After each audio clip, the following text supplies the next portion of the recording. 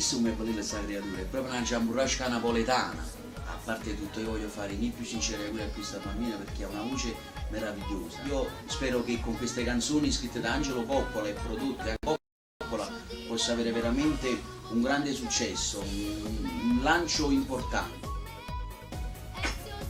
Gli sto mandando un bacio dal monitor, vi faccio veramente tanti auguri dal profondo del cuore, da Luciano Caldore, lo sai che ti voglio bene. Ciao!